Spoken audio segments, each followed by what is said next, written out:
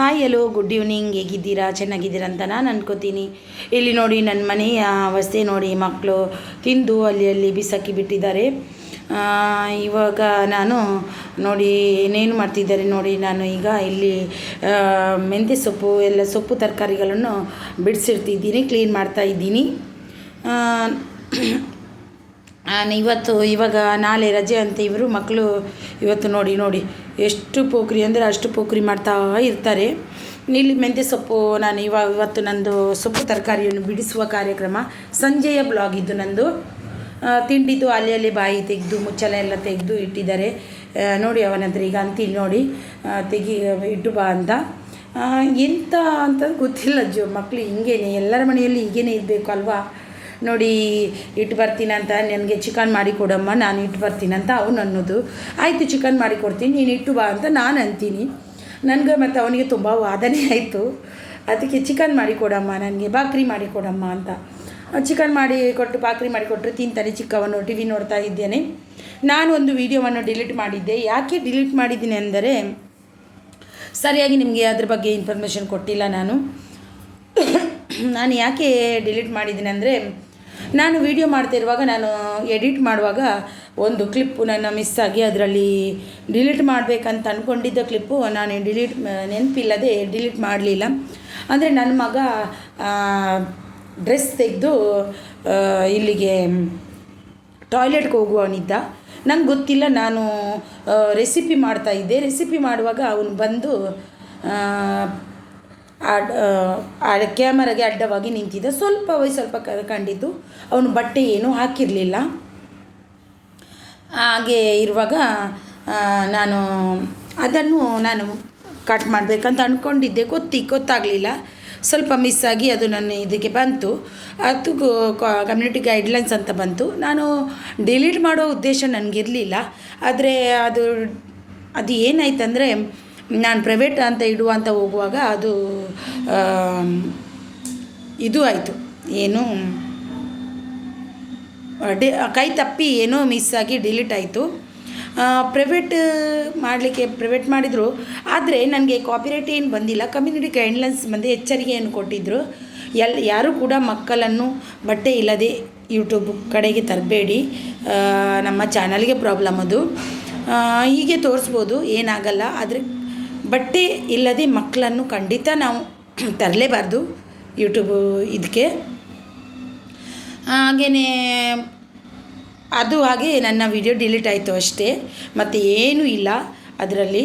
ಹಾಗೆ ಕೈ ತಪ್ಪಿ ಡಿಲೀಟ್ ಆಯಿತು. ಡಿಲೀಟ್ ಆದಮೇಲೆ ನನಗೆ ವ್ಯೂಸು ತುಂಬ ಕಡಿಮೆ ಬರ್ತಾಯಿದೆ. ಯಾರು ಕೂಡ ಚಾನಲಲ್ಲಿ ವಿಡಿಯೋವನ್ನು ಡಿಲೀಟ್ ಅಂತೂ ಖಂಡಿತ ಮಾಡಬೇಡಿ. ಈಗ ನಾನು ಚಿಕನ್ ಮಾಡಲಿಕ್ಕಂತ ಬಂದಿದ್ದೀನಿ. ಚಿಕನ್ ಮತ್ತು ನನ್ನ ಅಡಿಗೆ ಕೋಣೆ ಮಿಸ್ಸಿ ಆಗಿದೆ. ಯಾಕೆಂದರೆ ತುಂಬ ಕೆಲಸ ಇತ್ತು. ವಿಡಿಯೋ ಮಾಡಲಿಕ್ಕಂತೂ ಟೈಮೇ ಇಲ್ಲ, ವಿಡಿಯೋ ನೋಡಲಿಕ್ಕೂ ಅಂತೂ ಟೈಮೇ ಇಲ್ಲ. ತುಂಬ ಅಂದರೆ ತುಂಬ ಬ್ಯುಸಿಯಾಗಿ ಇದ್ದೀನಿ. ಚಿಕನ್ ತಂದಿದ್ದಾರೆ 1 kg. ನಾನೇ ತಣ್ಣಿ ಅಂತ ಅಂದಿದ್ದು ಚಿಕನ್. ಅಲ್ಲಿ ತರಕಾರಿ ಹಾಗೇ ಉಂಟು. ಅದು ನೈಟಿನಂದು ಉದ್ದಾಗುತ್ತೆ, ಏನು ಮಾಡಲಿಕ್ಕೆ ಆಗಲ್ಲ. ಅದಕ್ಕೆ ನಾನು ತೆಗೆದು ಇಟ್ಕೊಳ್ಳೋದು. ಅದನ್ನು ಕಾಲಡಿಯಲ್ಲಿ ಸಿಗುತ್ತೆ.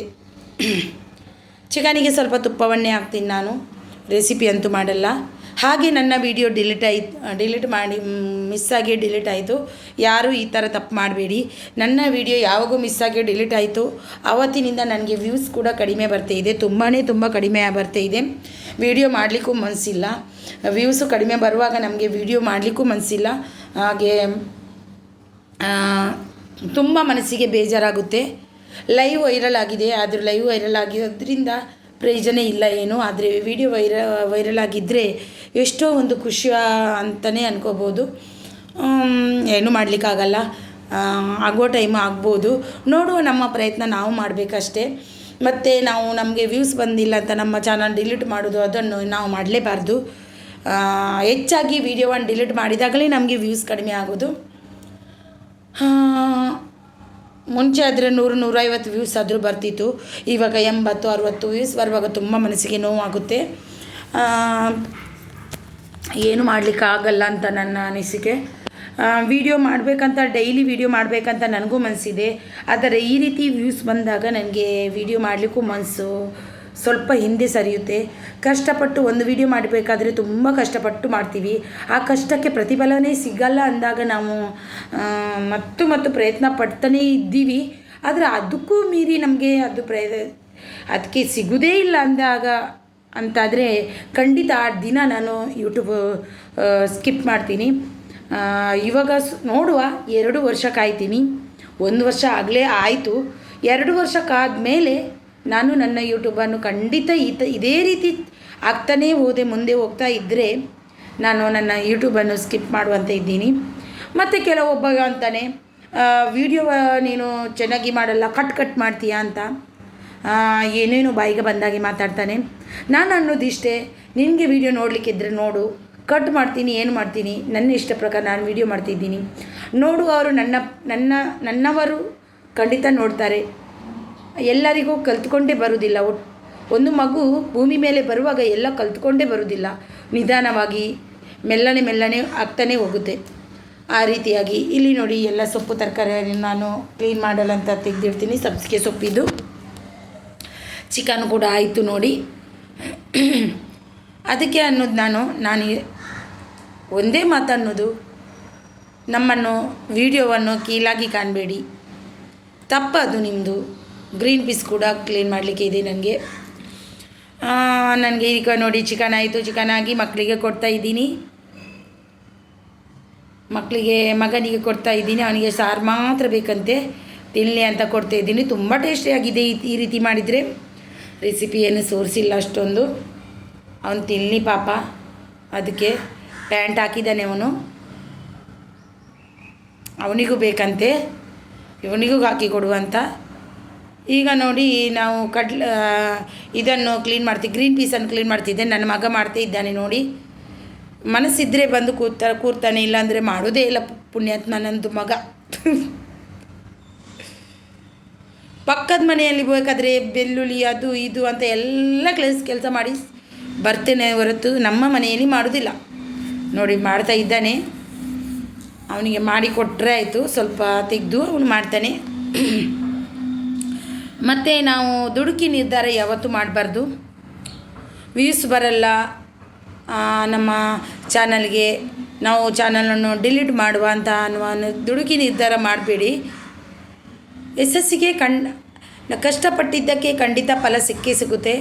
ಅದನ್ನು ತಾಳ್ಮೆಯಿಂದ ಕಾಯುವ ತಾಳ್ಮೆ ನಮಗಿರಬೇಕು ಹೊರತು ನಾವು ದುಡುಕಿ ನಿರ್ಧಾರ ತಗೋಬಾರ್ದು ಯಾವತ್ತೂ ಕೂಡ.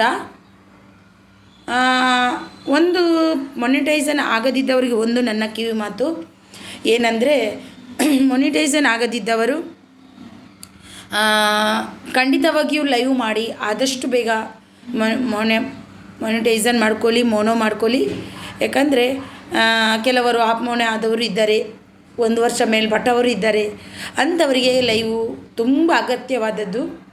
ಆದಷ್ಟು ಲೈವಲ್ಲಿ ಯಾವ ರೀತಿ ಮಾಡಿ ಅಂದರೆ ಕ್ವಿಝ್ ಹಾಗೆ ಕ್ವಶನ್ ಆನ್ಸರ್ ಮತ್ತು ಒಗಟುಗಳನ್ನು ಬಿಡಿಸೋದು, ಮತ್ತು ಯಾವುದಾದ್ರೂ ಒಂದು ವಸ್ತು, ಈಗ ತಂಪಿನ ಬೀಜ ಅದ್ರ ಬಗ್ಗೆ ಮಾಹಿತಿ, ಆ ರೀತಿ ಒಂದು ಮಾಡಿದರೆ ಖಂಡಿತ ಲೈವ್ ವೈರಲ್ ಆಗೇ ಆಗುತ್ತೆ.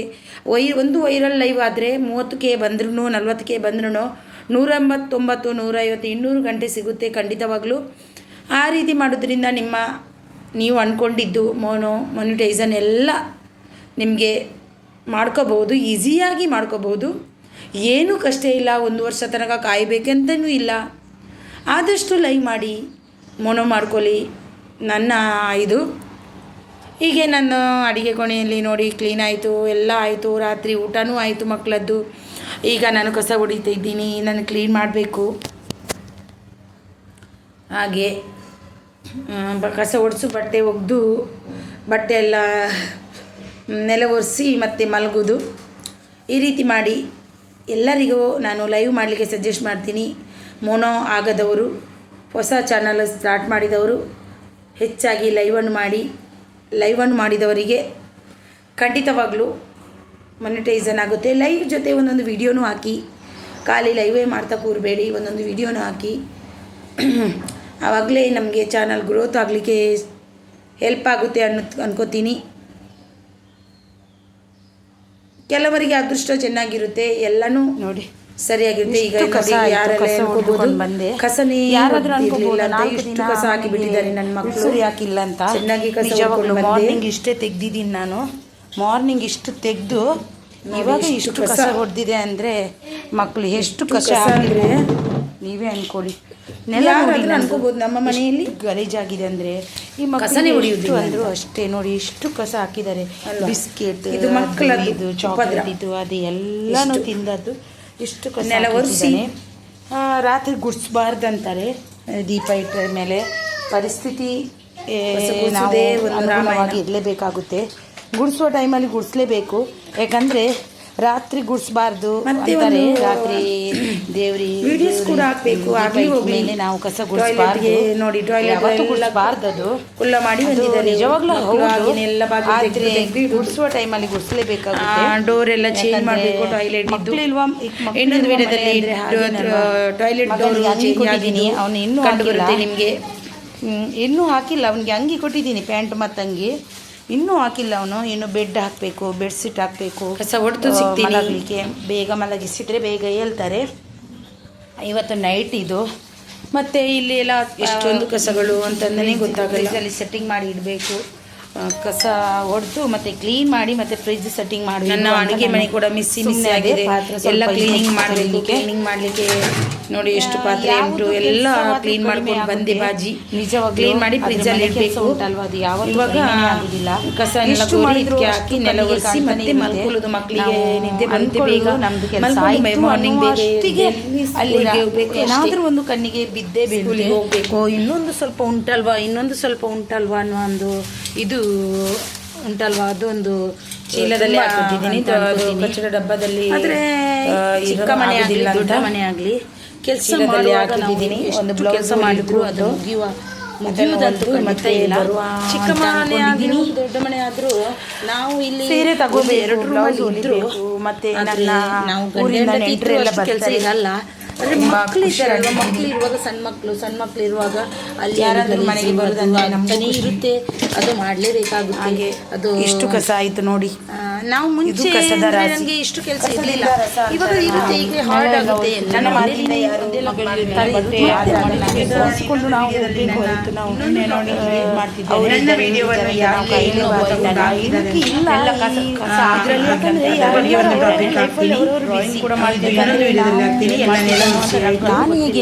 ನಾನು ಈಗೇನು ಖಂಡಿತ ಅವನಿಗೆ ಅಷ್ಟೇ ಬ್ಯುಸಿ ಆಗಿರ್ತಾರೆ. ಯಾಕಂದರೆ ನಾವು ಅಂದ್ಕೊಳ್ತೀವಿ ನಮಗೆ ಯಾರು ಇಲ್ಲ, ನಾವಿಲ್ಲಿ ಇಬ್ಬರೇ ನನ್ನ ಮಕ್ಕಳನ್ನು ನಾನೇ ನೋಡ್ಕೊತಿದ್ದೀನಿ ಅಂತ ನಾವು ಅನ್ಕೋತೀವಿ.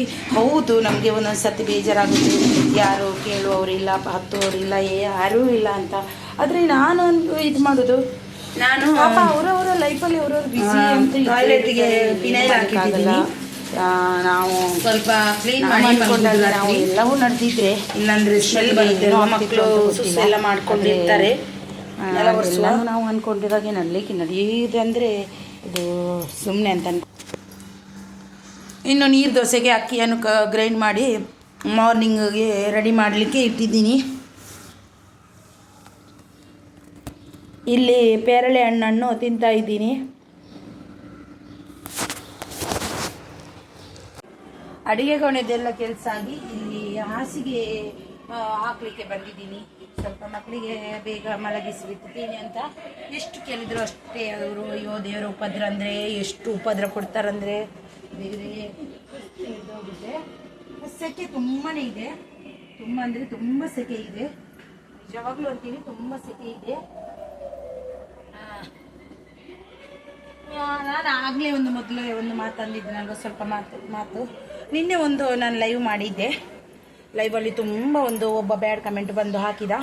ಆದರೆ ಮುಂಚೆನೂ ಅವನು ನನಗೆ ಹಾಕ್ತಾನೆ ಇದ್ದ, ಆದರೆ ನಾನು ಅದಕ್ಕೆ ಇದು ಮಾಡ್ತಿರ್ಲಿಲ್ಲ. 2-3 ತಿಂಗಳ 6 ತಿಂಗಳಾದಮೇಲೆ ಅವನು ನನಗೆ ಮತ್ತೆ ವಾಪಸ್ ಬಂದು ನೀನೇನು ಬ್ಯಾಡ್ ಕಮೆಂಟ್ ಹಾಕಿದ್ದಾನೆ.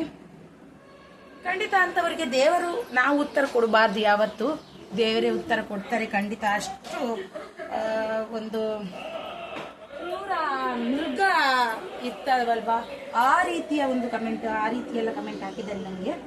ಆದರೆ ನಾನು ಏನು ಅಂತ ಗೊತ್ತಂತ, ನಾನು ಹೆಚ್ಚು ಬೈಲಿಕ್ಕೆ ಹೋಗಲ್ಲ ಈಗ. ಯಾಕಂದರೆ ಅವರ ಕರ್ಮ ಇದೆ ಅಲ್ವಾ, ಅದು ಅವರೇ ಅವರ ಮೈ ಮೇಲೆ ಹೇಳ್ಕೊತಿದ್ದಾರೆ ಅಂತ ನನ್ನ ಅನಿಸಿಕೆ. ನಾವು ನಂಬಿದ ದೇವರು ಅಂತೂ ಖಂಡಿತ ನಮ್ಮನ್ನು ಕೈ ಬಿಡಲ್ಲ. ಒಬ್ಬರು ಏನಾದರೂ ಅಂದ್ರೆ ನಾವು ಅದೇ ಥರ ಇದ್ದೀವಿ ಅಂತ ನಾವು ಅನ್ಕೊಳ್ಳೋದು ನನ್ನ ತಪ್ಪು ಅಂತ ನಾನು ಅನ್ಕೋತೀನಿ. ಯಾಕಂದರೆ ಒಬ್ಬರು ನಾಯಿ ಬೊಗಲುತ್ತೆ, ಆದರೆ ದೇವಲೋಕ ಖಂಡಿತವಾಗ್ಲೂ ಹಾಳಾಗಲ್ಲ. ದೇವಲೋಕ ಹಾಗೇನೇ ಇರುತ್ತೆ, ನಾಯಿ ಬೊಗಲ್ತಾನೆ ಇರುತ್ತೆ. ಒಂದು ನಾಯಿಯ ಬಾಲವನ್ನು ನಾವು ಯಾವತ್ತೂ ಸ್ಟ್ರೈಟ್ ಮಾಡಲಿಕ್ಕೆ ಸಾಧ್ಯನೇ ಇಲ್ಲ. ಹಾಗೆಯೇ ಅದೇ ಜಾತಿಯವನು ಅಂತ ಅನ್ಕೋತೀನಿ ನಾನು. ಆದರೆ ನಾನು ದೇವರ ಮೇಲೆ ಇಟ್ಟಿದ್ದೀನಿ. ಅವನು ಏನೇನೋ ಕೆಟ್ಟದಾಗಿ ಒಂದು ತುಂಬ ಕೆಟ್ಟದಾಗಿ ಕಮೆಂಟ್ ಹಾಕಿದ್ದಾನೆ. ತುಂಬ ಕೆಟ್ಟದಾಗಿ ಅಂದರೆ ಏನೇನೋ ನನ್ನ ಲೈಫ್ ಬಗ್ಗೆ, ನನ್ನ ಇದ್ರ ಬಗ್ಗೆ ಎಲ್ಲ ಕಮೆಂಟ್ ಹಾಕಿದ್ದಾನೆ. ನಾನು ಅನ್ನೋದಿಷ್ಟೇ, ದೇವರು ಅಂತ ನಾವು ನಂಬಿದ ನಮ್ಮ ದೇವರು, ನಾವೊಂದು ದೇವರನ್ನು ನಂಬಿರ್ತೀವಿ. ಯಾಕೆ ದೇವರನ್ನು ನಂಬಿರ್ತೀವಿ ಅಂದರೆ ದೇವರು ನಮ್ಮ ಕಷ್ಟ ಕಾಲದಲ್ಲಿ ನಮ್ಮ ಹಿಂದೆ ಇರ್ತಾರೆ ಎನ್ನುವ ನಂಬಿಕೆಯಿಂದ ನಾವು ನಂಬಿರ್ತೀವಿ.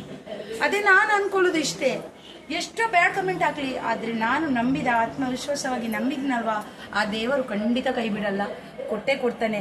ಒಂದು ಬೆರಳು ನನ್ನನ್ನು ತೋರಿಸ್ಬೋದು, 4 ಬೆರಳು ಒಂದು ಬೆರಳು ಅವನು ನನಗೆ ತೋರಿಸ್ಬೋದು ನೀನು ಹೀಗೆ ಅಂತ. ಅದೇ 5 ಬೆರಳು ಉಂಟಲ್ವ, 4 ಅದು ಅವನನ್ನೇ ತೋರಿಸಿದೆ. ಒಂದು ದಿನ ಅವನ ಕಾಲು ಬುಡಕ್ಕೆ ಬರುತ್ತೆ ಅಂತ ನಾನು ಅನಿಸುತ್ತೇನೆ. ಖಂಡಿತವಾಗ್ಲೂ ನನ್ನ ದೇವರು ಕೈ ಬಿಡಲ್ಲ, ಅವನಿಗೆ ತಿನ್ನುತ್ತಾನೆ ಅನ್ನುವ ನಂಬಿಕೆಯೂ ಕೂಡ ನನಗಿದೆ. ತುಂಬ ಬೇಜಾರು ಅಂತೂ ಖಂಡಿತ ಆಯಿತು ನನಗೆ. ನೀನು ವಿಡಿಯೋ ನೋಡಿದ್ರೆ ಒಂದು ವೇಳೆ ಕಾವ್ಯ, ನೀನು ಒಂದು ವೇಳೆ ನನ್ನ ವಿಡಿಯೋ ನೋಡಿದ್ರೆ ಖಂಡಿತವಾಗ್ಲೂ ನೀನು ಈ ವಿಡಿಯೋ ನೋಡಿ ಬದಲಾಗು. ನನ್ನ ಈ ವಿಡಿಯೋವನ್ನು ನೋಡಿ ನಿಮಗೆ ಇಷ್ಟವಾದಲ್ಲಿ ಒಂದು ಲೈಕ್, ಶೇರ್ ಆ್ಯಂಡ್ ಕಮೆಂಟ್ ಮಾಡೋದನ್ನು ಖಂಡಿತ ಮರಿಬೇಡಿ. ಹಾಗೂ ಬೆಲ್ ಬಟನನ್ನು ಒತ್ತುವುದನ್ನು ಖಂಡಿತ ಮರಿಬೇಡಿ. ವಿಡಿಯೋ ನಿನ್ನೆ ನೈಟ್ ಎಂಡ್ ಮಾಡಲಿಕ್ಕೆ ಆಗಲಿಲ್ಲ, ಇವಾಗ ಎಂಡ್ ಮಾಡ್ತಿದ್ದೀನಿ. ಬ್ಯಾಡ್ ಕಮೆಂಟಿನವನೇ, ಇನ್ನಾದರೂ ನೀನು ಬದಲಾಗು. ಈ ವಿಡಿಯೋ ನೋಡಿ ಆದರೂ ಬದಲಾಗು, ಯಾರಿಗೂ ನೋವು ಕೊಡ್ಲಿಕ್ಕೆ ಹೋಗಬೇಡ. ಇನ್ನು ವಿಡಿಯೋ ನೋಡಿ ಆದರೂ ಬದಲಾಗು ಅಂತ ಹೇಳ್ತಾ ಈ ವಿಡಿಯೋವನ್ನು ನಾನು ಎಂಡ್ ಮಾಡ್ತಾ ಇದ್ದೀನಿ. ಯಾರಿಗಾದರೂ ನನ್ನ ಮಾತಿಂದ ಬೇಜಾರಾಗಿದ್ದರೆ ಸಾರಿ. ಬಾಯ್ ಬಾಯ್, ಟೇಕ್ ಕೇರ್.